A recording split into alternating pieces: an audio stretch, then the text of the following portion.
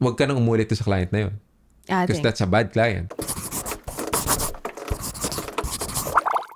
Okay, so there was a question on my recent TikTok post. Mm-hmm. Sabi niya, how do you handle red flag clients? Kala ko, okay, clients tayo, red It's flags. not that kind of podcast. Okay. Maraming types of red flags. Oh, yeah. I guess we can start dun sa pinaka Notorious.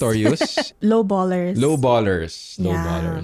Yung tipong, let's say, mag-inquire, tapos darating dun sa point na ang dami yung tatanong na details, ganyan. And then, pagdating dun sa budget, parang thank you na lang. kulang na lang, thank you na lang. So, the question is, how do you handle those red flags, right? Meron din kasi na cheap client na hindi mo alam sa umpisa na cheap pala sila. Ay, so pretentious. Oo. Na parang, okay, let's say, okay yung rate. Pumayag sila dun sa rate mo.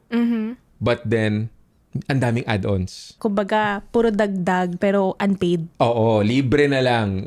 Kasi ganito, free na lang natin yan. Madali lang naman to, blah, blah, blah. I make it a point na sa umpisa pa lang, may idea na yung client at least kung nasang range man lang.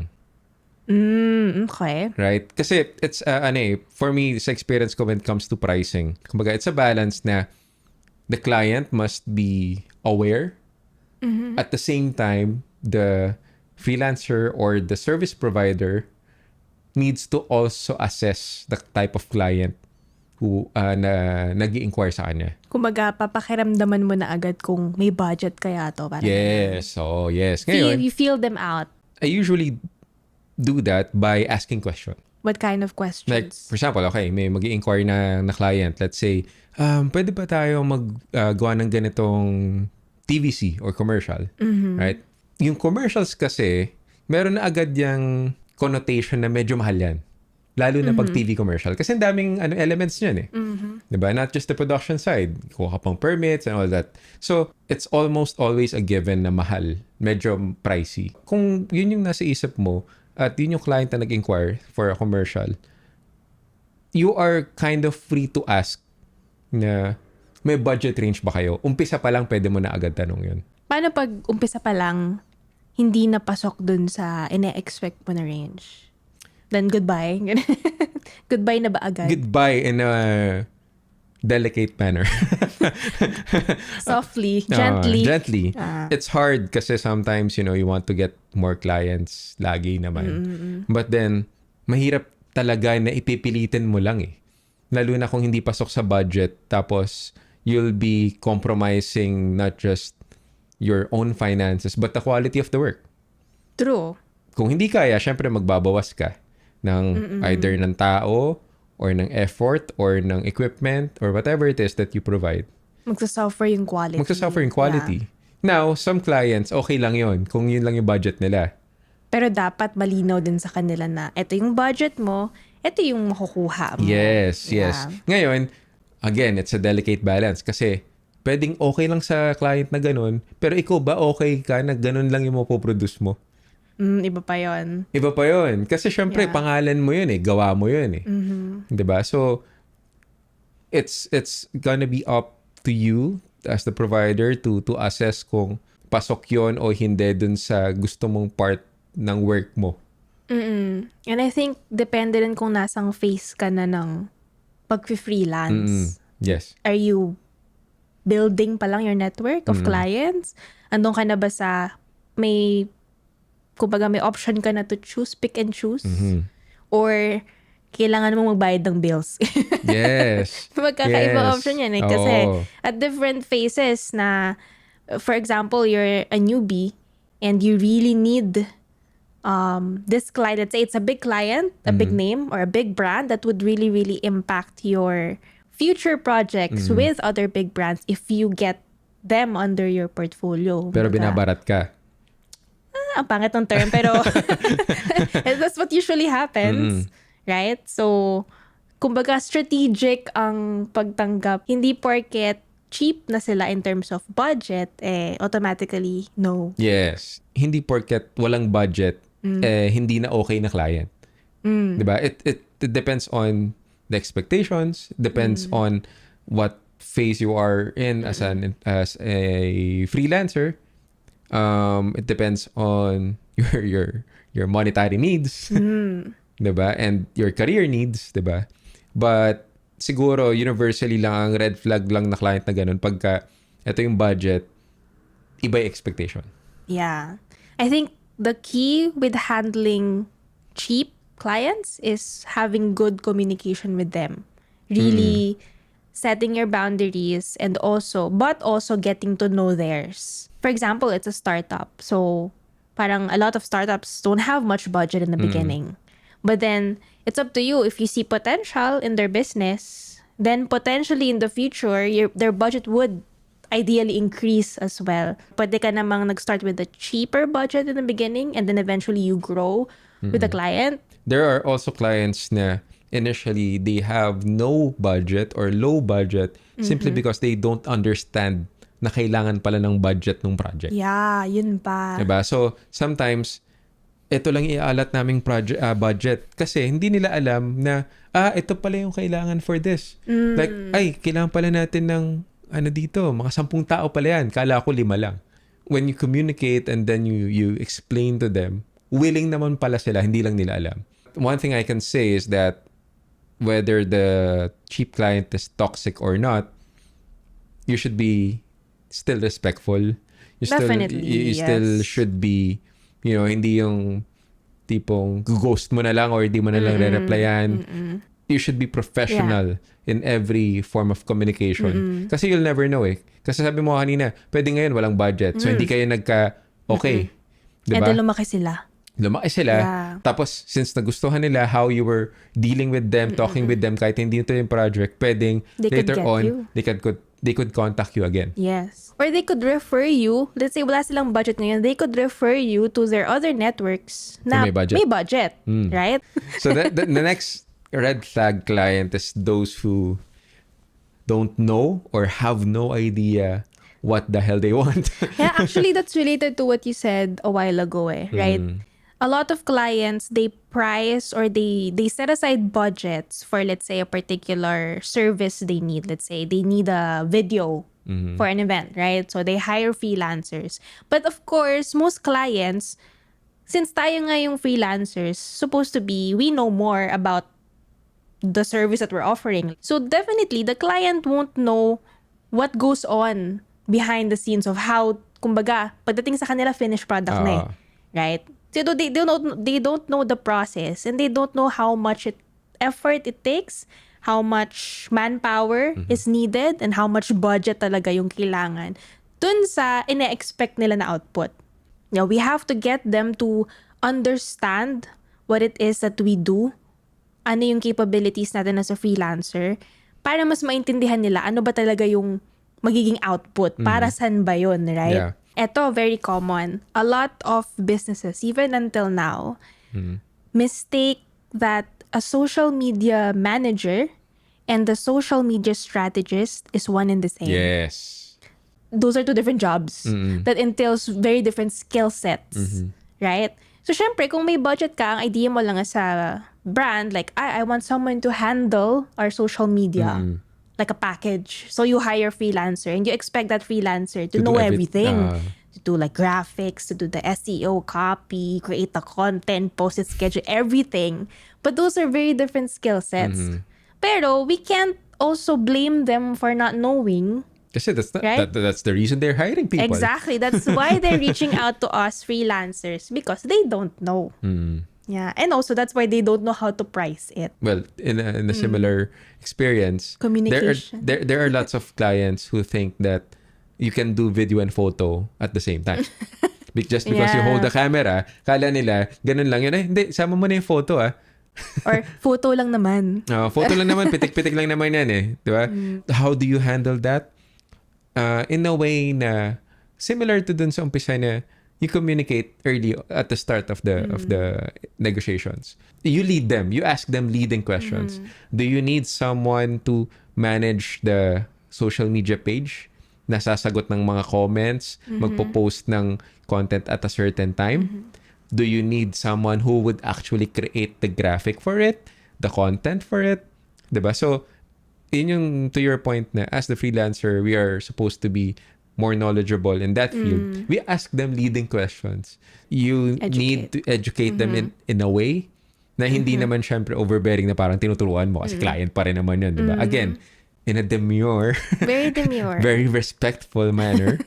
Remember, most business owners, if you're not gonna get corporate clients, kasi sometimes corporate clients, but it's the marketing team that hires you. So at least when people from a certain department, they have some idea of the technicalities, right? But if you get hired by, let's say, a local business, Or a the coffee owner. shop owner, most of the time, their backgrounds are so different from, being an entrepreneur. They're just also learning along the way. That's why they're hiring people like us, right? So these people, most of the time that you'll encounter, know nothing about what we do.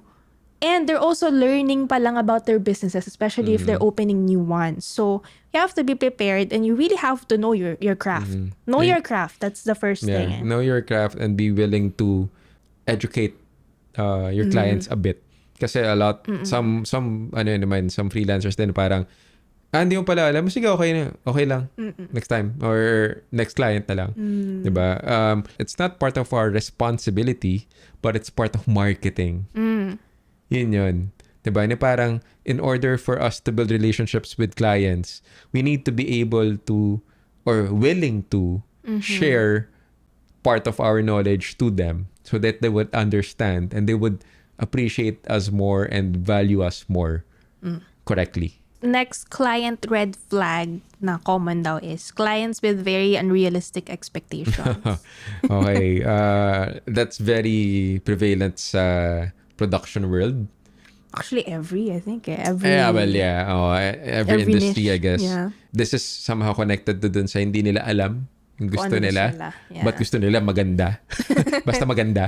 Basta grand. Ito, example, siguro, bagong TikTok account, I want my first post. Viral agad. 1 million views. 1 million views. Or 2 weeks pa lang yung account, gusto ko, ang subscriber count ko, diba, 50,000 na after 2 weeks. Oh, yeah, like 20% engagement rate. Mga ganon. So, again, it stems from mostly them not being well-versed doon sa sa fields.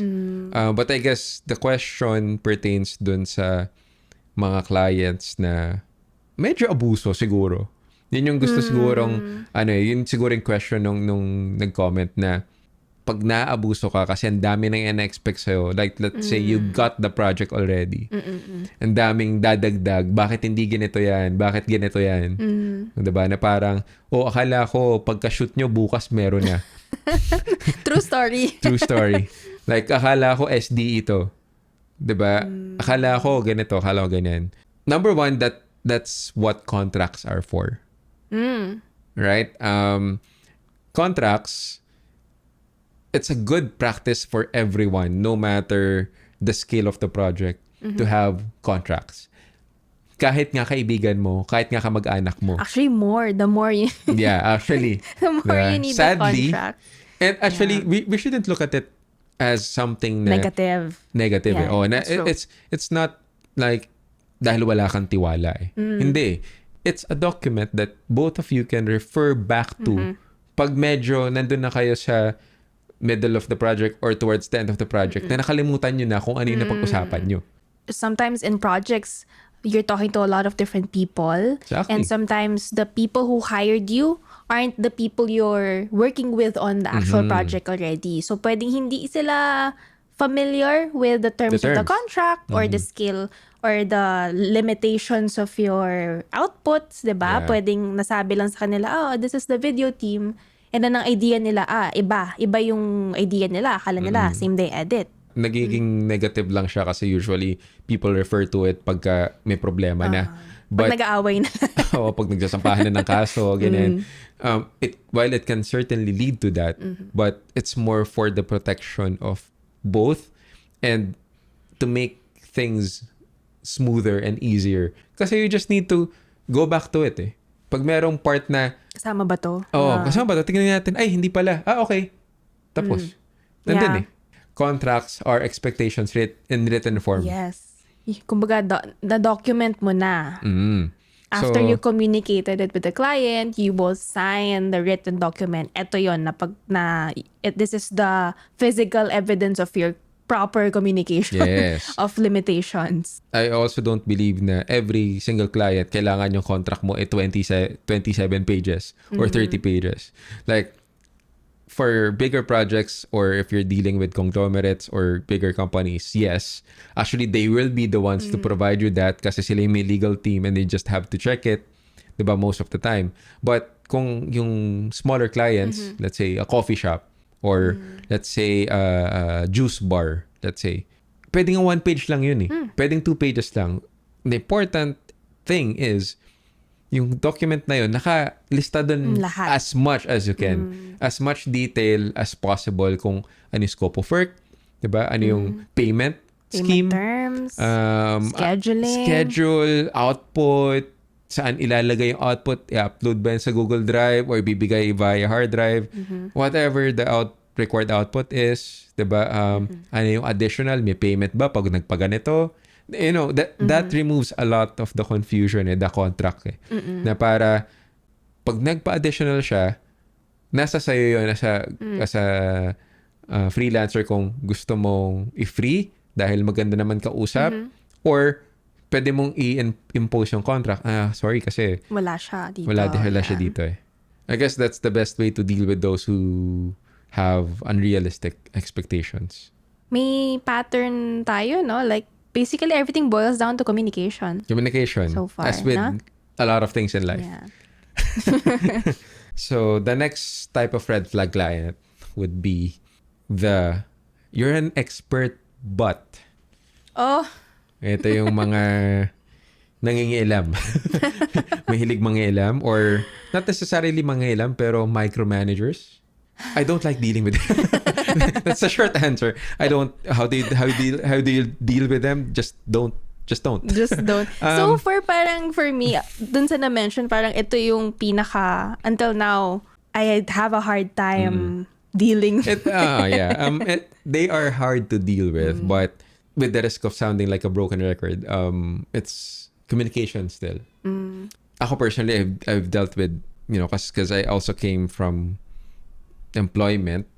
So, yung experience ko with having, micromanagers and all that is quite extensive. But it's always, there's always a delicate way na... A very demure... This is the theme, a very demure way. A way na you can assert your expertise or assert that you're more knowledgeable with this and that they should let you just do your thing. But while at the same time, hindi mo naman sila minamaliit or iniitsapwera kasi they're still the client. Yeah. They're still paying you to do stuff. So they still have an authority over you in some level. But at the same time, ang risk nun is your output would be compromised. Yeah. So, ako personally, how I handle it usually is I make them realize that, yeah, it's okay if this is what you really want. But I also set another expectation. Na if you're gonna micromanage me, my output will be different from what you expected. From what I've shown you previously, from my portfolio, it will be different. Because you're, controlling me. Syempre, not in those words. In a different way. But that's the thought. Kumbaga, yun yung ipaparealize mo sa kanila na, sige, okay lang. I will allow that kasi kayo yung client, kayo masusunod. Gusto mo yan eh. Gusto mo yan eh. Diba? But I also should tell you na the output would be different. Now, if that's okay with you, fine by me. Diba? Especially if nakapira pa na tayo, ongoing na yung project. Mahirap yun, It is. Very, very, very delicate balance between not saying it to their face. Not antagonizing them. Yeah, because they are the client. But I think it helps if you reframe it this way, right? They are inserting themselves into the project simply because they want it to work. right? Kasi 'di ba, sino ba namang mag-hire? And sino ba namang business ang nag-hire ka nga ng freelancer to come up with something great, right? Of course, the purpose is maximum, kumbaga, To come up quality. with something great. Exactly, to come up with something great, right? Except na lang kung very rare occasions yung sinasabotage nila yung sarili nilang project na sila rin naman yung nagbayad, right? But if you think na, okay, this person, despite not knowing what's happening, they decide to try and help in their own way. It might be annoying to us because it might seem like they're trying to take over our expertise, our domain, kumbaga. But their intentions is, of course, to make a good quality project. Yes. Right? And it's also not, you don't have to take it against them na, they are micromanaging us because they don't trust us. Yes. No. Right? They hired you in the first place. Right? That's why yun yung sentiment ng iba na parang, kaya mo ako hinired let me do my work. Right? Let me do my work. But then if you put yourself in their shoes, it's their business. It's their, kumbaga, it's their project. They're paying you money. They just want it to work. Yes. Right? Ano lang, sometimes in a way na questionable. But yun nga, kaya nga that's the way I handle it also na I'll accommodate what you want. But I'll also tell you that the output might be different. Diba? Kasi you don't want to just disregard their opinion. O doon ka sa tabi. Diyan ka lang. Diba? Huwag kang gagalaw. Masarap sana sabihin, but you know, but no. Keep it to yourself. Be professional as always, you know. Lagi mong isipin na, no, these are the clients. And that's a very good point na, ba't nila gustong isabotage or papangitin yung gawa mo, sila nga nagbabayad sa'yo. Exactly, diba? It's just that, most of the time, you know, I don't know, they have problems of their own, they have pressure, they have deadlines of their own that's different from yours. Diba? So, I'm not saying na compromise at every level, na susunod ka lang, whatever they say. But, you should also be accommodating. Pwede namang tama rin sila eh. No, what? Parang, kasi most of the time you think, no, this is our expertise. I am the strategist. I am the videographer. You're the client. Yes, you hired me, but you know nothing about it. Pero, it's possible na if we accommodate their requests and always try to find a win-win situation, kasi everybody wants a good quality project. It's in your benefit for the project to succeed. Also, for them, to their benefit, everybody's benefit. Because if the project turns out great, there's a high chance they're gonna hire you again, right? If the project turns out great, there's a better chance they'll have a bigger budget next time, right? So everybody's benefit that the project is great, right? So dun lalabas yung, kumbaga, if you can turn that experience into a learning experience, right? Reframe it. Learn from their suggestions, good or bad, and be flexible enough to be able to find a win-win situation where you are able to incorporate what they want versus what you want personally. Kasi mahirap itago, pero syempre we're creatives. We have our own, kumbaga, needs to be satisfied, yung ating creative spirit eh. Like we want something to look a particular way. We want a certain project to turn out a particular way. Pero syempre, what we want and what the client wants, those are two different things. Yes. So, kumbaga, it doesn't necessarily mean na hindi nila expertise yun. Mali na agad yung suggestion nila. They could be, you know, you could learn a lot of things from them and them from you then. So, yun, I guess, be flexible and find a way to create a win-win situation kahit na nakakainis. Kahit na nakaka-frustrate. Kasi you'd probably rather just do your thing, right? Yeah. So, we have one last client red flag. Ito, medyo universal to. Ito daw yung red flag daw yung client na matagal magbayad. Okay. In my experience, handling different types of clients, no, from the small ones to the biggest ones, usually, ito yung mga malalaking companies. And it's not because they don't want to pay you. They don't want to pay you. Most of the time, talaga in the big companies, the bigger companies, mahaba lang talaga yung proseso nila. They have to go through lots of department approvals and a finance department that approves everything and releases everything. Legal. Sobrang dami nilang documentation processes. And it's for their own protection. Kasi they're a big company. Hindi lang ikaw ang inaayos nilang contract. Sobrang dami nyo. Kasi nga malaki sila. So, usually that's the case. Now, is there something that we can do about it? Well, number one, again, going back to the contract. Right? Usually, the big clients will be the ones to provide that. And usually, kasama dyan, hindi pala usually, laging kasama dyan yung payment terms. If you read, which you should, if you read the contract, usually naka-state dyan, at the very minimum, the big clients, 30 days. And these are 30 working days. So, hindi kasama weekend. Usually. Some, nakalagay 60. Diba? So, meron ka ng idea.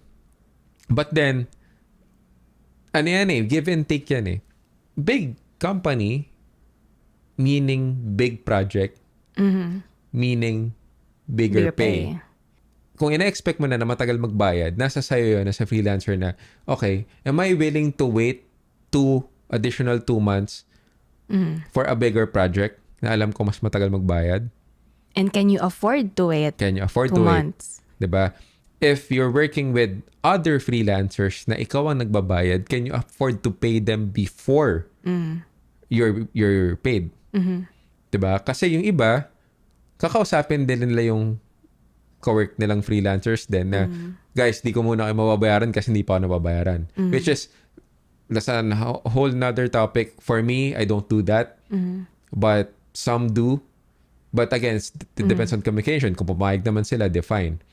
But, yun yung mga aspects na kailangan mong isipin.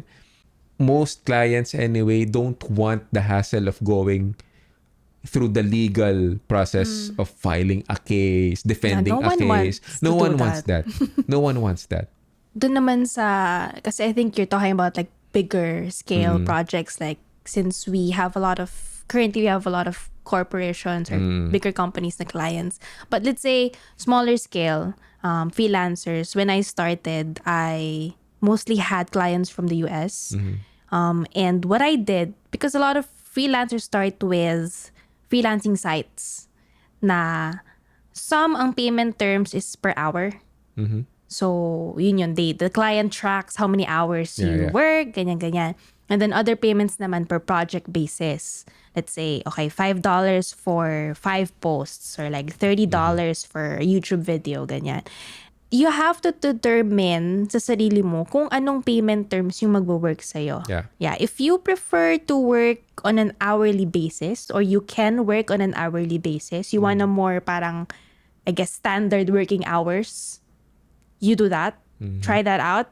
If you prefer naman to work on a more output-based, like let's say, wala kang time, like kunyari, kung kailan kami free time or you're the type na marami ka pang side hustles and sinisingit-singit mo lang yung freelance gigs mo, then try the project-based pricing na bayad ka na muna for this amount.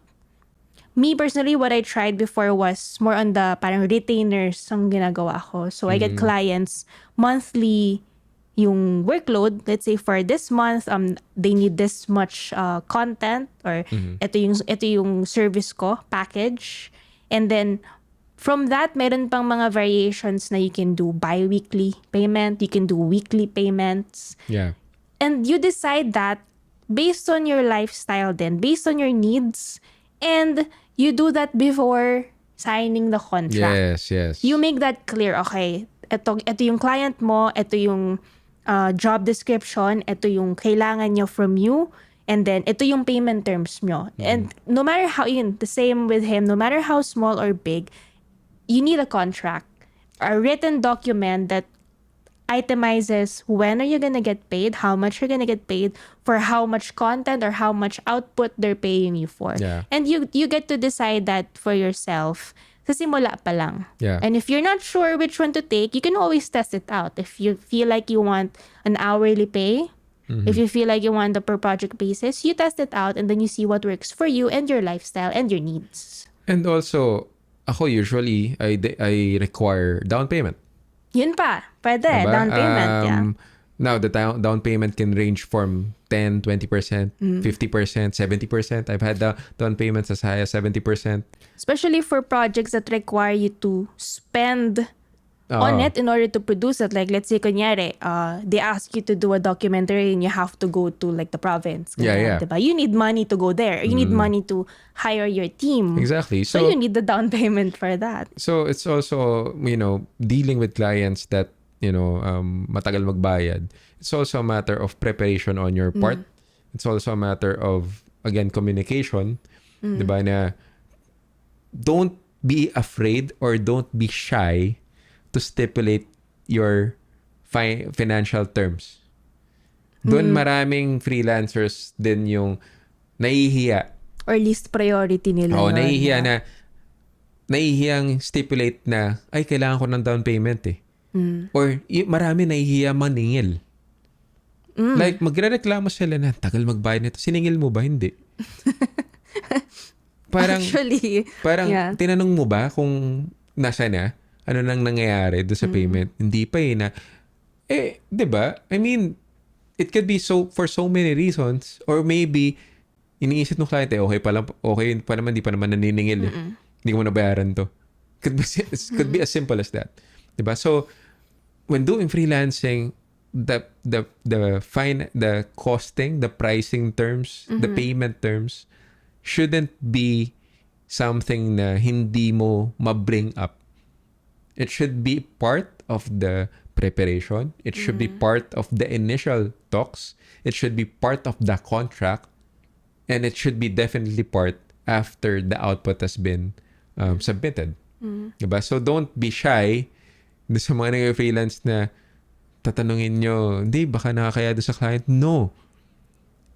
Hinire ka nung client for a fee. So bakit nakakahiyang singilin yung client? Hindi naman utang yun eh. Diba? Hindi siya utang. You were hired specifically for a purpose and for a price. That's how economy works. That's how the capitalist economy works. No client should feel offended na siningil mo sila. For something that they hired you for, diba? Yes. Ngayon, kung na-offend or binubuli ka, diba, I suggest, kung may contract ka, enforce the contract, wag ka nang umulit sa client na yun. Because that's a bad client. That's the only thing that you can do. Yes. Kasi I think to sum it up, all the red flags that we mentioned sa client, I'm not saying it can be completely addressed just by being prepared and by communicating. Kasi hindi mo naman mai-eliminate yan. Hindi mo naman pwedeng sabihin sa lahat ng kliyente or lahat ng potential clients mo, oy, wag kang red flag ah. Just like in dating, di ba? You get to know them, then you find out a red flag pa yan. But does that mean that you're not gonna date? Depends. You need...